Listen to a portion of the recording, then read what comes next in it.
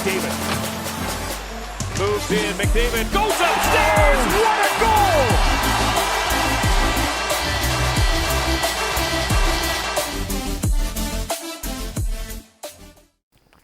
Hey guys, how's it going? It's Etanyos here. Welcome to episode 17 of this NHL 20 Journeyman franchise mode where we try to win a Stanley Cup for every championship-less team in the NHL. So far, we've gotten 2 out of 11 done. One of them we actually didn't do on our own, funny enough. The Florida Panthers won the Cup without us having to do anything. Obviously, we decided to go to San Jose instead and go for that 5-year rebuild after things kind of fell apart in Vancouver. Before that, Winnipeg went well. We did manage to win a cup. We did have a 4-year window there, so I'm hoping with this 5-year window we can, not only rebuild San Jose, but turn them into a bit of a dynasty here if possible.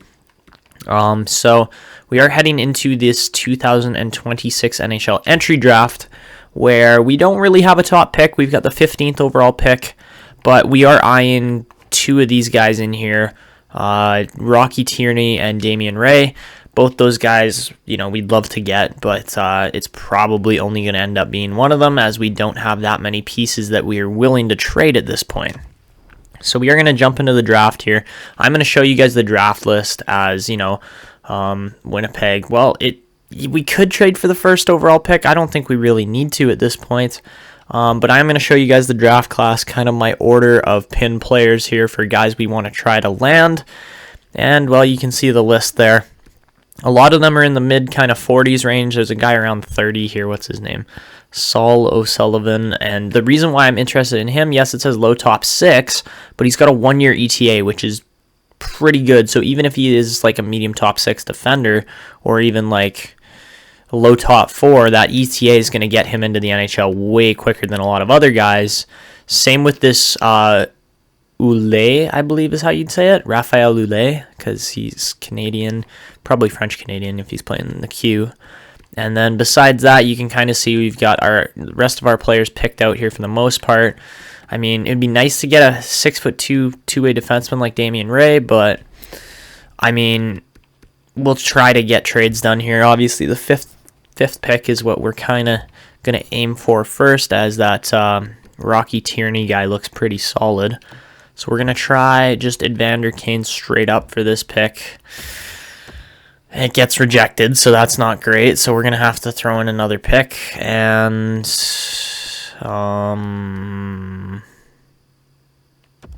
maybe that one. The 15th and Evander Kane for the 5th. I think that's probably overpaying by a little bit, to be completely honest. So could we try like a second rounder next year? Would that be possible? If that gets the deal done. Nice. Okay, it does. So then that could give us an option to trade for the 6th as well, which would seriously bring us some depth here if we could get Damian Ray and Rocky Tierney. But I don't know who else to trade, really. We'd have to go Gourde for sure. We'd have to go Yanni Gourde for sure. Gourde plus the 15th plus... Well, let's try that for now. See if that's enough. That's rejected. Okay, can we throw a goalie in there too? Because if we could throw, what's his name here? Long. What's his name? Clint Long. If we could throw him in here too, I think we'd be all right. And not sufficient. Damn it. Okay, so... Dang it, I don't want to give up either of these goalies, to be completely honest. Okay, let's try Reitz in here as well. And that's obviously accepted. We get a huge pick there with the 6th pick. So we add 2 huge picks and only give up the 15th to do so. But I also have a trade target here for... Oh, who is it? Okay, so the second round, Minnesota's got 1... 2, 3. Yeah, they've got a whole bunch of picks. So we obviously... Oh, shoot. Barrett's only 80 rated. That's not... That's not spectacular. I was really hoping that that would go a little bit better. Oh, well. So to Minnesota, we're going to try Josefson, even though, yes, he is our best goalie prospect. I am looking to add other goalie prospects in this draft. And then, let's see, what other picks did I want to get rid of? Like these two, or yeah, those two picks for sure. So if we could go Josefson plus those two in exchange for Minnesota's, like 36, yeah, those three picks, if we could do that. I don't know if that's enough, but we got to sweeten the value just a touch. All right, so let's try long as well. Just throw them all in there, get rid of all the goalie prospects, and there you go. We land 3 more picks. So that's pretty big overall. So now we possess a lot more picks, but I am looking at the tail end of this draft. I want to see if there's 2 kind of picks we could get from one team. Pittsburgh, maybe? Did I see they have 2 picks? No. Anybody else have 2 picks here heading in right away? It doesn't look like it. Shoot. Because if we go to the draft class and take a look at it, yes, we got the 5th and the 6th. So we're adding 2 really good players here in Tierney and Ray. But after that, this O'Sullivan guy I want to go for. I don't know about Lannon so much, but Saul O'Sullivan I would like to take the risk on. And then as you can see, we got 42, 43, and 45. And actually 46, or wait, which guys are we going for here? All of those guys, apparently. Maybe not Doyle, but I want to take the risk on Oulet as well as, I don't even know why Palin's pinned, but we could take a risk on him. And Belmar, I get the feeling, may just be a low elite. So we're going to try. Yeah, this is really risky. All in here. Motzko is a guaranteed starter, but compared to some of these other guys, honestly, I think it would be smarter. I think Keane was another guy that we were looking into, just because he seemed pretty decent for a low elite. So if we look at the picks we have, we still need to land at least 1 more, if not 2 or 3. Let's see.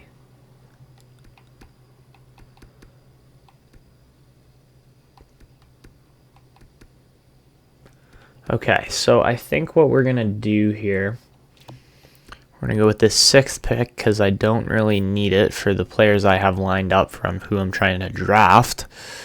If we go him plus 2 of Minen's actually not bad on value. We drafted him last year, I'm pretty sure, didn't we? I'm pretty sure. If you go him plus like Pressburg in exchange for who had like the 28th pick or something like that. I think it was oh, come on. Okay, well, oh shoot. Really? That much drop off? So our picks are probably just going to be ass then. That's not great. Okay.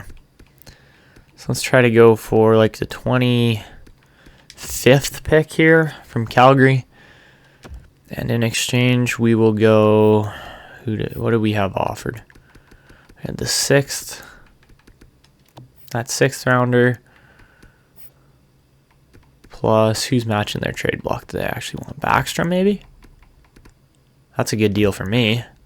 No, not enough. So let's try throwing in Connor Brown, maybe, too. Is that possible? Not sufficient at all. Okay. So they are very much sending the message here for what we need to do. And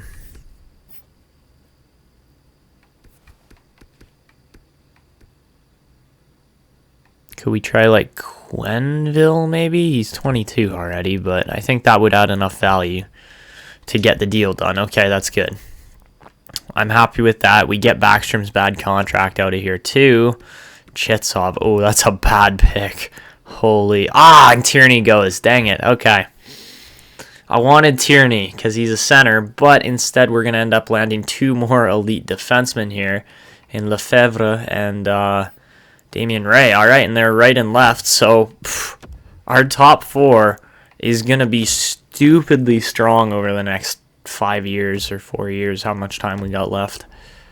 Jeez, okay, thank you very much, Detroit. I mean, I was trying to add a little more forward depth, but you know what? That is good. I'm happy with that. And we also have pick 25 here coming up. But in the second round, let's see, we have 1, 2, 3 picks. Okay, I was looking for a 4th possibly.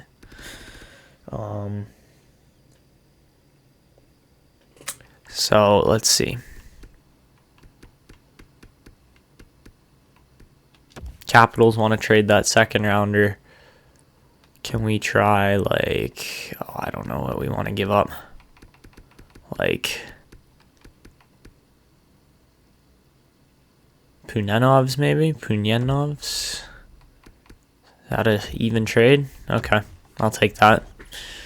So yeah, okay, we're going to go to the 25th pick now. And did we miss anything? Crosby, 68 overall. 2-way defenseman. Humphreys, 69 rated 2-way forward. Those are some pretty decent ratings still, but, you know, not quite like the top 5, 6 in the draft there, though. I'm pretty happy with that. So for our next pick, I think I said we were going to take Saul O'Sullivan just because he's got that 1-year ETA. Like, it's guaranteed 1-year ETA.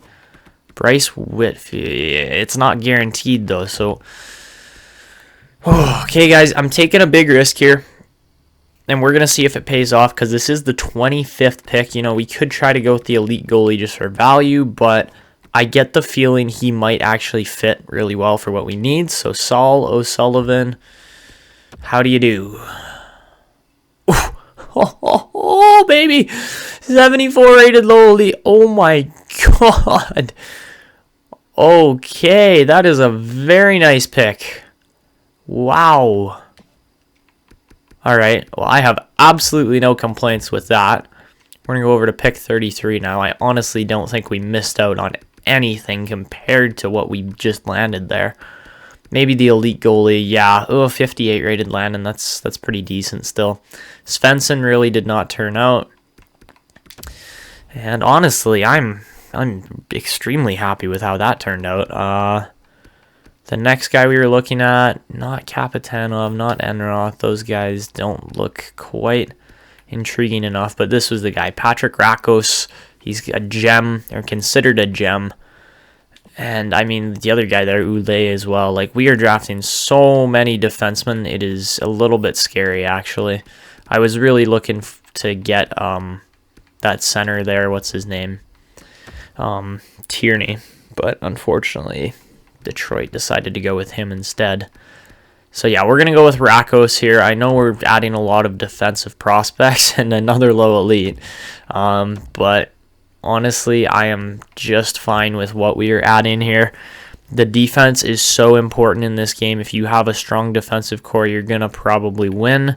And another potential 1-year ETA versus Doyle's a guaranteed 3, and I don't think he really fits our system, so that's why I also want to go with Oulet here. And, 71.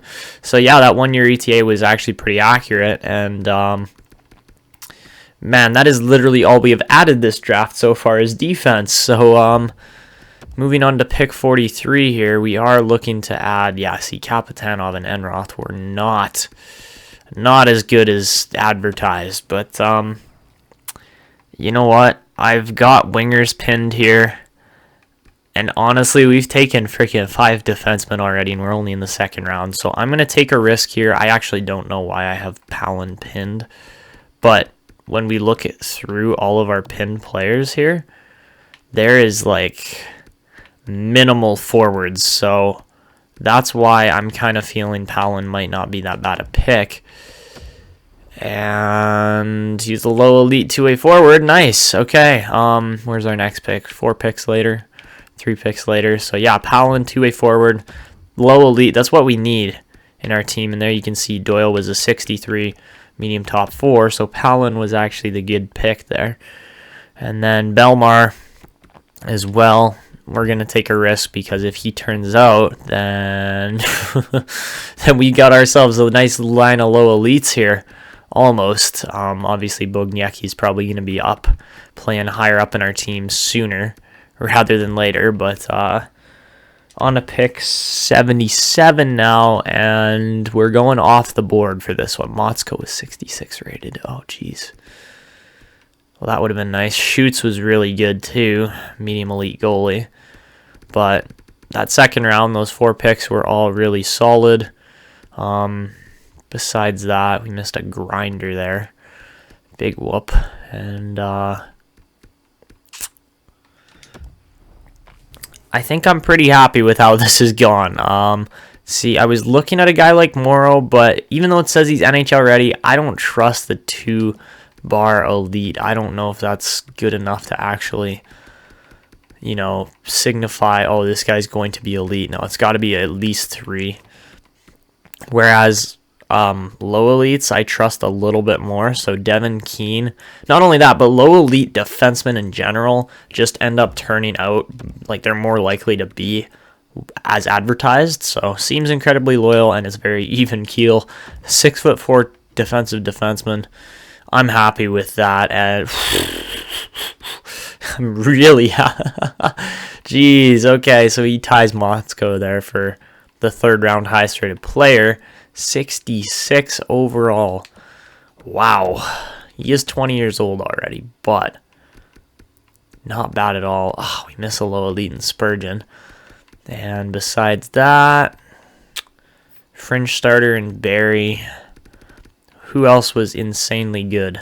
High starter in Molden. Van Riemsdyk. Oh my. That would have been a nice pick, but apparently not. Morrow was a 67, so he's the highest rated player in that round. Klinge was also an elite. Jeez, that was a strong 3rd round. I really have to say that was. Okay, this next pick, we're going off the board again. I'm going with my pinned players here.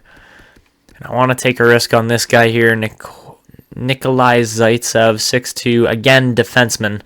I know, it's like, that's just what I'm feeling here. And, man, if this turns out as well, I'm going to just be laughing. Because if he's a medium top 4, I will be happy. There's not a lot of better options around at this point. Dmitriev, we'll have a pick later for him, I'm pretty sure. So, yeah, we're going to try Zaitsev now. See if he turns out. And, oh, baby, another medium elite. I know he's only 46 rated, but that's 3 medium elite defensemen we just added. I mean, he is 18 already, so he's going to take some time to develop if he's only 46 overall. But, yeah, as you can see there, we had the next pick ready for what's his name there, the other player we were looking at, Dmitriev, right? So Nikolai Dmitriev, another 5-year ETA, but, could be potentially very sound as a player. And, yeah, okay, medium top 4. Not bad. Not spectacular, but not bad. So we're going to sim to pick 139 now. And, did we miss anything? Not really. The amount of defensive depth we have just added from this draft is stupidly good. Like, that's crazy how many defensemen we've added. It's got to be like 6 or 7 now. And then the next guy we're going with is yet again another defenseman. I know we could go with a medium top 9 forward, but I'd prefer the defenseman, as medium top 4 defensemen are much more valuable than medium top 9 forwards. And Gagliardi is a 49 rated medium top 4 2-way defenseman. The next pick here, we're going with, again, off the board by about 10 picks to 12 picks. And I could take Ulf Moden, and it says he's a 3-year ETA, which isn't bad, but we're going for value, we're going for risk here, and I mean, if we are, I mean, we could go with the low elite, but if Filip Handzus can actually turn out and be like at least 50 rated as an elite goalie, then there's our elite goalie prospect that we have for the future, and I think he's the guy we're going to take here, just because there really are not a lot of other medium elite options. So big risk. Does Handzus pay off? And holy shit, that's so good. Oh my god, 60 rated in the 5th round. Like, no one else is even close. We got some 56, 59 rated. Oh, actually, there's a 66 rated Samalainen there. But no, the medium elite is just, that boosts their rating so much when it comes to potential growth. Filip Handzus, hello. Wow. This is like the strongest draft we may have ever had on this channel, I have to say. Like, just the amount of picks that we are landing here that are turning out to be at least like medium 4, medium 6, or like players like that. Man, if we land another elite goalie here with Ristolainen, that's the guy I want. And is he elite? No, but he's a medium starter and he's 57 rated still. Oh my god. Okay, and for our last pick here, do we miss anything? So Moden was a high fringe starter, so he could become a starter in his career still. But, wow, we really did not miss anything in that 6th round. We got the steal of the 6th. And the last guy, see, we could go with Gamache. I did not want to go with him, though, because too risky. Who's the guy I wanted? Almquist looks okay, but I don't think... Okay, so we got Filppula pinned here. He's 250, and we're picking him at 205. So, honestly, I don't think there are a lot of better options at this point. Gamache and Churin, I don't even know who that guy is. See, we could take LeBanc. There's no guarantees on either of these guys, or Pouliot as well. I'm going to take Filppula because I got him pinned. And 47 rated low elite defenseman. Yet again, we land a stud on the back end, and he will be good in the future. So yeah, my god, let's take a look over this list and let me list out their potentials for you. So not only potentials but ratings too. We got 2 medium elite defensemen, 78 and then 76 rated. O'Sullivan was a low elite, but he was 74 overall. We had a 63 low elite in Rakos, a 71 medium 4 in Oulet.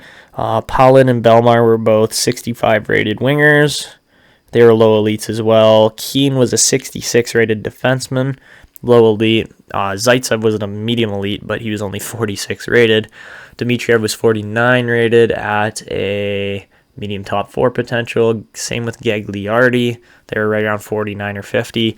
Handzus was probably the steal of the draft as a 60 overall rated medium elite goalie in the 6th round. And then Ristolainen honestly was just as good. Or no, Handzus in the 5th. Ristolainen was in the 6th. He was like 57 rated as a medium starter. And then Filppula was a steal in the 7th round, even though we picked him way off the board. So that has to be probably the deepest defensive draft I've ever picked from. And not only picked from, but landed. Like, we did not have a single bad pick, even though we are listed as a rebuilder. Like, I am totally okay with what we are working with right now. And, I mean, the team can only grow from here. So, yes, there are guys like Hedman who need a new contract. I believe Crosby does too, to be honest. But, yeah, a lot of these guys are just, you know, kind of working their way towards the tail end of their career and really are not going to be useful for that much longer. But we are building a solid core here around guys like Abramov, Merkley, Gustafsson. Even Brown's not doing that bad.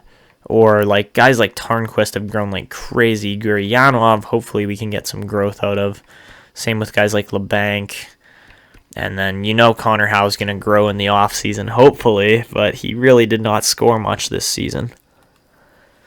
So we are going to sim to the re-sign phase now, just get all the coaches and stuff done, and then head on to free agency.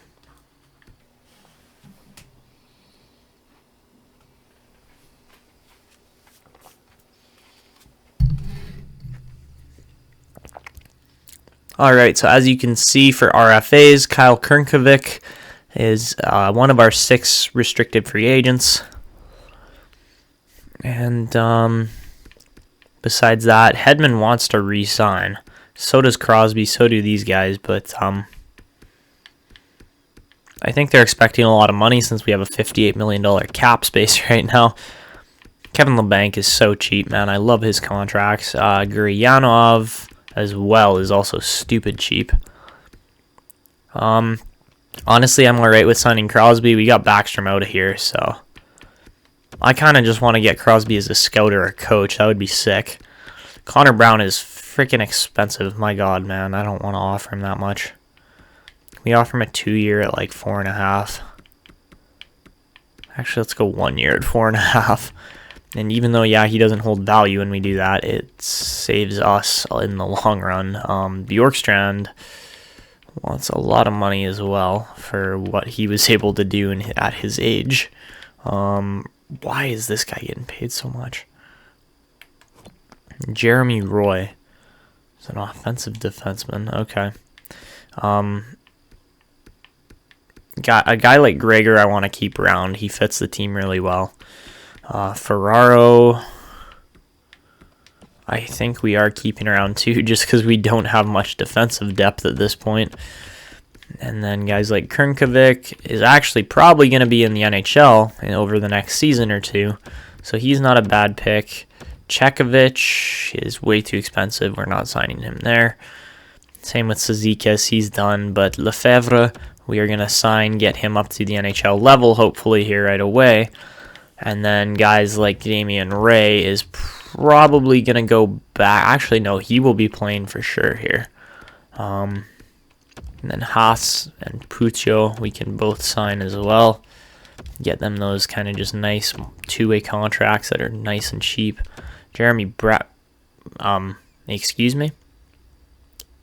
Nope. No, we're not offering him that. O'Sullivan, we have to offer a contract to. He's probably going to head back to Mississauga for another year, if not 2. But he is like damn nearly ready for that NHL level. Oulet is 20, so he's probably going to head over to our AHL system. A guy like Dylan Hamaliuk we can still sign, even though he is already 25. Keane, again, just another beast of a defenseman. He's 20 as well, so he's going to be in the AHL.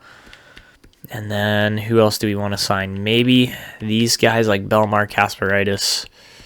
I think so. I think we want to get these guys into our system and just get them playing at this point. 6'3". Palin's actually a beast. Belmar's 6'2" as well, but he's probably going to head back to the queue. To Ramuski there, and then Rakos. Rakos might actually play for us. Besides that, everyone else I think we just kind of hold on to for now. Don't really sign or do anything with. Just let them grow. And then we have our goalies. So honestly, if DiPietro doesn't want to sign, I'm totally okay with that. He is not worth that much. Versus a guy like Hanzus, very well might be worth signing over a guy like this, Luke Kavalin, I believe. Yeah, I'd rather get rid of him and get Hanzus playing the backup in the AHL just to get him growing because he is 19 years old already. So, yeah, I think that's pretty much it. I don't see us signing a lot of other guys here before free agency. And if we do take a look at the free agents remaining... Oh, that's the wrong page. Hold on. Pending free agents. Here we go. This is what we're looking for. If we take a look at the pending free agents, Hedman's up there, obviously. He's 35, but there's a guy named Connor McDavid. And when you actually sort by potential, I did take a look at this before. Brant Clark's in there. Quinton Byfield's probably going to get signed. But a guy like Kravchenko we could steal, possibly, or even a guy like Fay. Those are all options. Erskine's honestly looks all right, too. And then there's guys like Christensen, who's drafted by Pittsburgh, Goodbranson, Vosanar, who is a Boston pick, I believe. Ulanov, yeah, we drafted him, and Ernesto Sure is actually, his name's come up a few times for sure throughout this franchise mode. Oliver Wahlstrom's doing insanely well as well in New York there. So we'll see who actually makes it to free agency. Looks like a pretty crazy class here at this point. And honestly, I am kind of... I'm not reluctant to sign Hedman because he is value, but I'm reluctant to sign and keep Hedman. We get Kasparidis, Lefebvre, O'Sullivan, Bjorkstrand signs, Guryanov signs, Haas signs, Brown signs. Crosby wanted even more money. That's ridiculous. LeBanc signs, Ferraro signs, Keane signs, Ray signs, Hamaliuk signs, Krnkovic signs, Putio signs, Belmar signs, Hanzus signs, Palin signs, Rakos. Wow, that was a lot of guys. Okay, so yeah, Hedman's one of those guys that we need to go after. Honestly, he's pretty cheap. If we give him a 2-year, $8 million deal, I believe he will sign that, but you never know. Crosby is asking for a crap ton of money, but when you look at the amount of cap space we have, we can totally afford it still. So $6 million for 2 years should be enough to get him to sign. Crosby does sign with the team there, you can see, because of all the chemistry boosts. And Hedman wants even more money. I don't think what he realizes is that we're probably just going to do a sign and trade here because we don't really need him for this year. So we can go 2 years, $8.5 million, and he's a big piece defenseman that would help out a contending team for sure. So that's probably what we want to do. And Kasper signs Wozniewski, and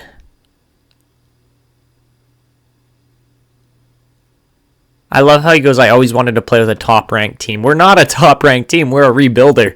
But anyways, that's all of our free agent signatures there, and I'm good with what we got there.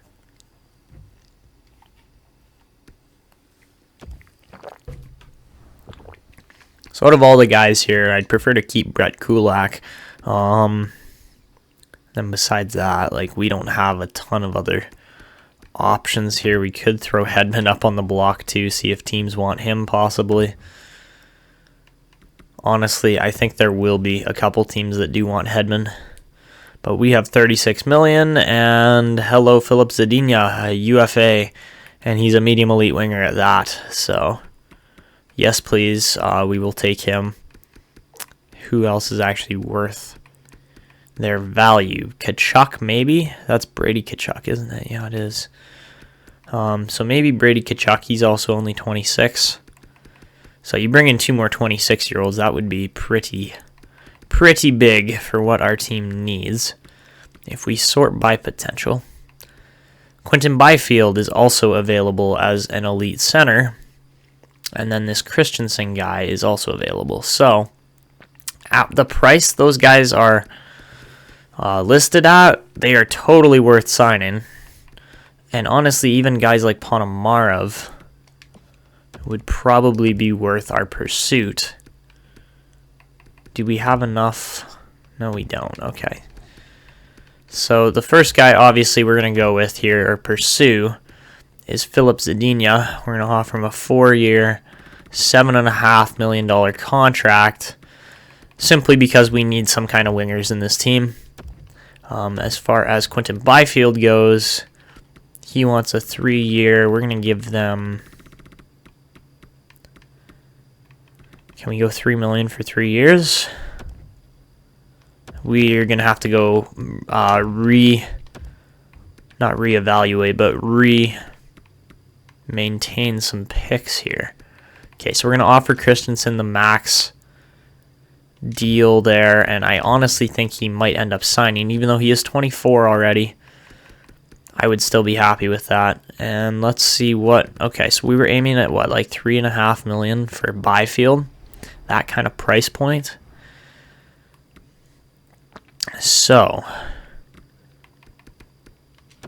$3.5 million, we will have to compensate a second-round pick. All right, so we're going to go and try to reacquire our second and third-round picks for sure. Maybe... Actually, wait, do we have... What picks do we have? We have our third-round pick, but maybe our second and first. Those would be the picks we want to reacquire. Only problem is I don't remember exactly where I traded them. Well, our first rounder's somehow in Toronto now. I don't even remember how that got there.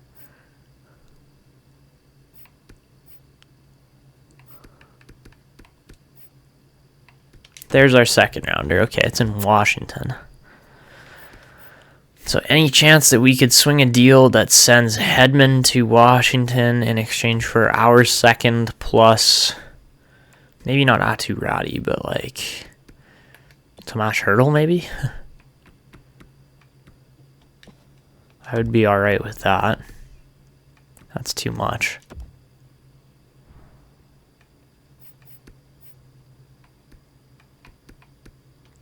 And like their second maybe. All right, so that's actually worth it. I mean, yes, Hedman is technically an elite defenseman, but he is 35. He's gonna drop in ratings soon, so that's why we're gonna just do what we're doing here instead. Let's see who else would actually be worth signing at this point. Honestly, probably Tkachuk as well. There are other teams interested, but he's not a UFA. Whereas, or not an RFA, sorry, whereas guys like Byfield are. If we offer, how much is it? If it's 2.7, how much is that? This year's second rounder. No, we don't want to offer the second for Byfield. We want to try going with the third. So if we go 2.5, 2.5 are still too much, really?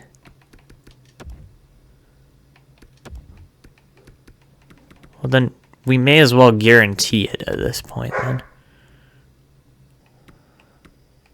So, yeah, we could try this, but I don't think we're actually going to land Byfield if we do. But honestly, we're not going after any other RFAs at that price point. So that's why I'm kind of feeling like we could go after Ponomarov here as well, who's actually pretty decent. And at that price point, wait, how much higher do we go? That's still second. Okay. That year's second rounder. Honestly,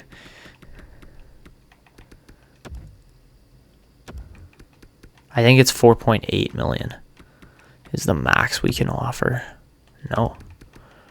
4.7? Yeah.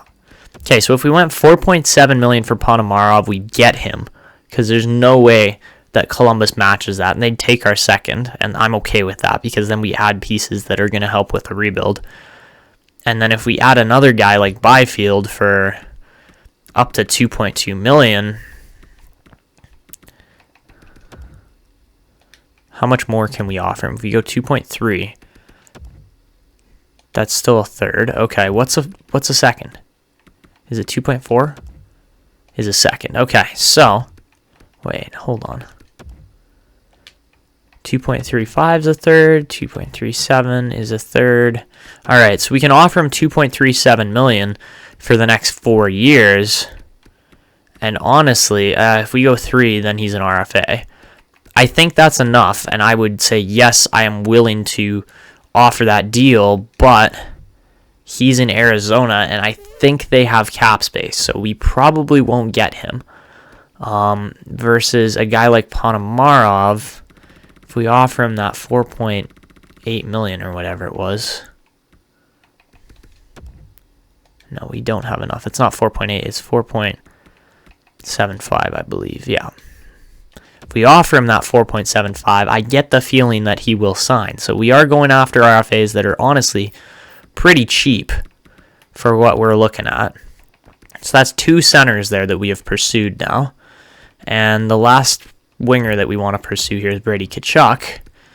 And even though he does have other teams pursuing him, we're just going to simply outbid them here at 8 million for the next 4 years. So we went 8 plus, what did we offer him? We offered him quite a bit. It was like 7 million or 7.5 million for an elite winger. And then honestly, we didn't even look at the goalies yet, but there really aren't that many options. And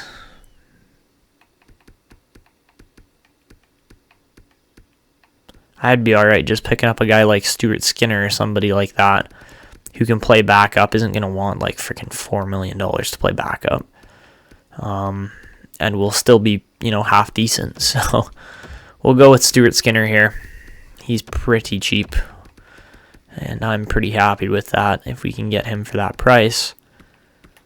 As far as goalie potentials go, you could try to go for Nick Malik, but I mean, his team that signed him there, the Rangers, will probably say, oh, we want to, sign him as well. So they'll do that because they have restricted free agency rights over him. So I think we've gotten everything offered that we can here. If it turns out, it turns out. If it doesn't, oh well, we'll deal with it by signing worse players like we did last year. We do get Stuart Skinner, so that's good. Quinton Byfield wants to see if they will match. Same with Vasily Ponomarov. Same with Nick Malik. And Christensen does sign. Oh, wait, no. I've decided to sign with another team. Okay, so we didn't offer him enough. But that's fine. He was 73 rated at 24 years old. Versus some of these other guys are like 83 rated. Brady Tkachuk does sign with our team. Philip Zadina does sign with our team. So those are 2 big-name wingers that we do get into the Sharks organization. And I'm pretty happy with that overall. Now we get to see... so Byfield gets matched. And Ponomarov gets matched. Oh, crap. Okay, so we did not get any of those centers. And, of course, Malik gets matched. But that would have been absolutely lovely if we had been able to get Byfield. Like, another elite center would have just been spectacular. But, no, unfortunately, that didn't quite happen. But you never know. Maybe, just maybe, what's his name here? Connor Howe will actually grow up to, a top 6 center. But if you look through our team, the depth is definitely lacking a bit at center. We could definitely go out and try to sign one more guy. On the left wing, it's pretty good. On the right wing, it's really good. And on defense, it's honestly, it's not bad. Like, yeah, it's not great, but it's still playable. Like, we can definitely use those guys still. And honestly, I'm not even shocked with how the team's looking. It's looking not terrible. So we could go with a guy like Claude Giroux. Just get some real old centers in here playing. Or Jonathan Taves as well. Where did he go? He was a 2006 draft as well. What do we want? A playmaker or...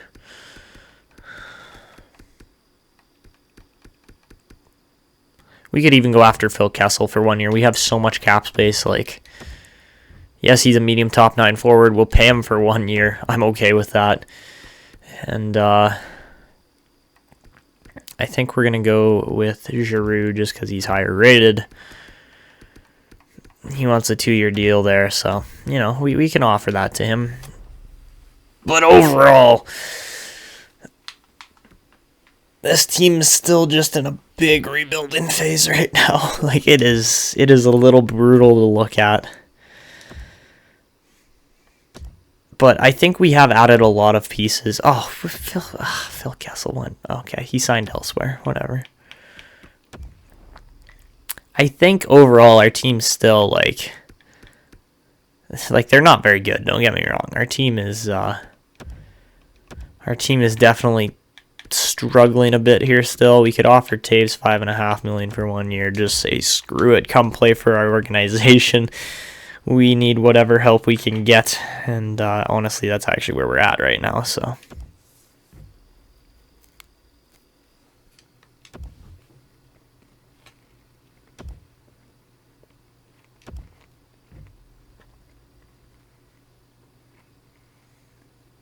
Taves signs with a team that he thinks is going to win, but he signed with New Jersey. So, yeah, I think we're just going to send him to the next season. We don't really need to add any other pieces. Our team's looking pretty good.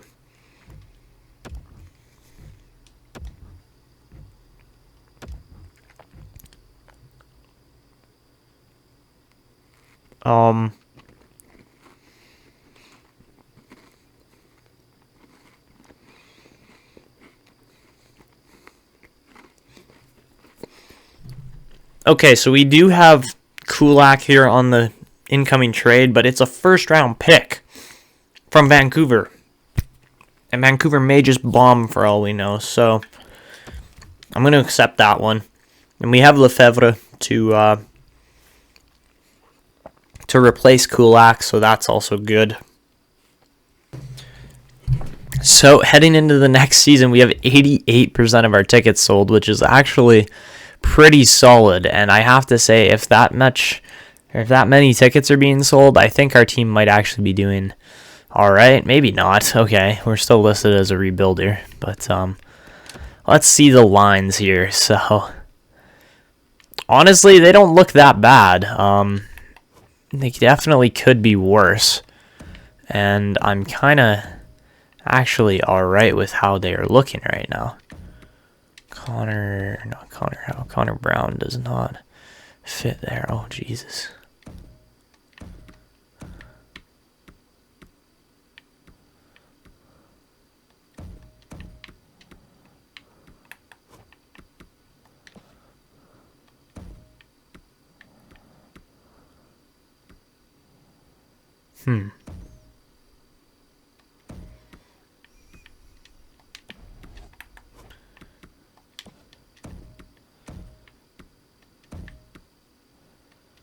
Okay, that might actually work. I think.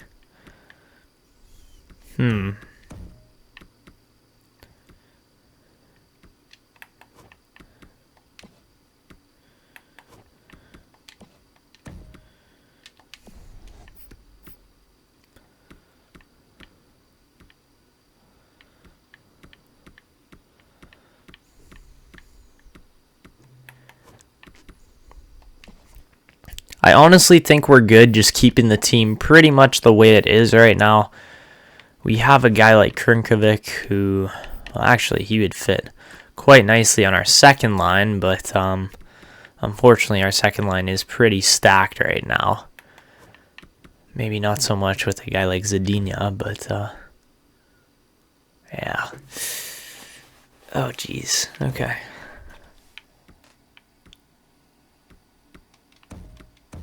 If we go like that, at least it's all balanced. So I think that's how we're going to keep things.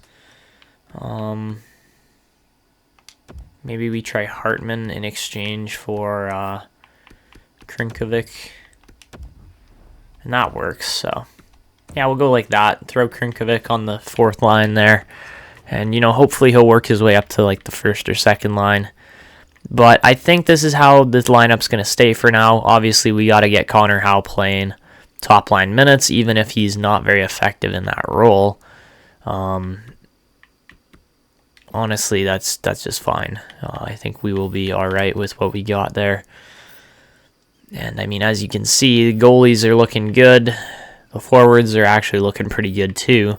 And the defense is actually looking really good, surprisingly. So, nice even balance here.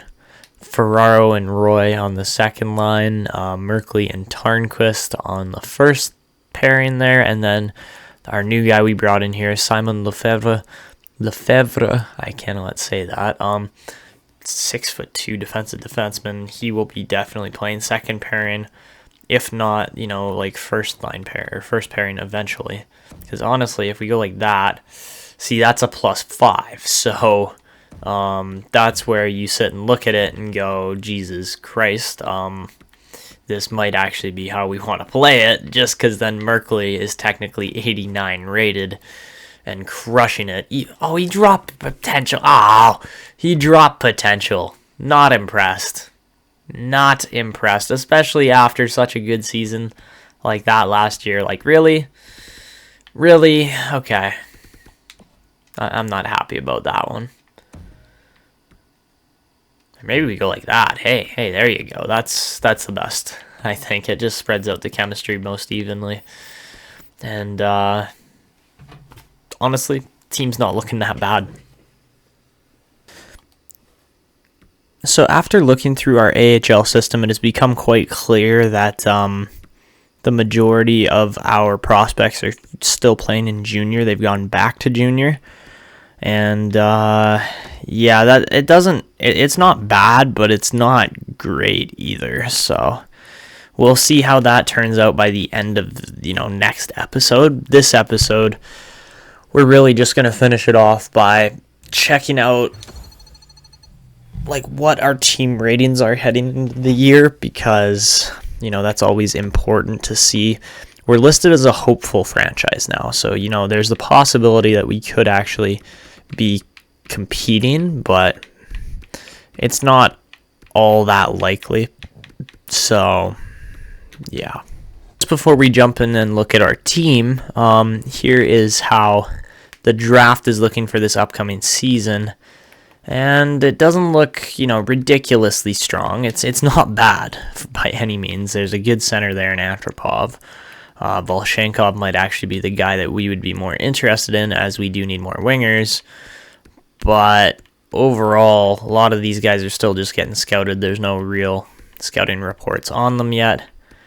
And yeah, that will all become a little bit more apparent over the next episode or so. So the last thing here is just to see what are our team ratings with this group of players we currently have, because really it's not that clear at this point how this team's going to look. So the offense is considered really good. Don't ask me how. Maybe it's the depth. I don't know why. But overall, our franchise is looking somewhat strong compared to other teams such as Arizona. But yeah, it's probably going to be a pretty rough season again. That last year was actually the first year out of this entire Journeyman franchise mode that our team had missed the playoffs. So maybe, we get back into the habit of making the playoffs this season. I think this team, it's listed as a rebuilder, but I think they actually have the ability to, potentially compete here and show up some other teams that are not really performing as well as expected, because as you can see, like, Lefebvre is considered an 82 with that +3 chemistry boost. Roy's an 84, Merkley's an 89, Turnqvist is an 88. Like, those boosts on the back end are huge, and then we still have decent goalies and different players like that throughout our team. The only thing here is that we do need to get a different player in over Rakos just to fix the chemistry a bit there. And besides that, it's not looking bad. The team will function just fine. Damian Ray hopefully will grow into a better defender over the next couple of seasons, as we did take him 6th overall this episode. So the guy I'm thoroughly impressed with, though, is Philip Handzus. And if he can keep growing at the rate he's growing at, my God, we're going to have a very good goalie on our hands in about 3 years. So yeah, that is going to wrap it up for this episode. If you guys are enjoying this franchise mode so far and the concept of trying to win with all these different teams, then go down below. Make sure you smash the like button. I know we can get 10 likes on this video. And let's see if we can, get some subscribers, get some comments, and yeah, that's always good. So that's going to be it for me. This is Etanyos signing out, and see ya.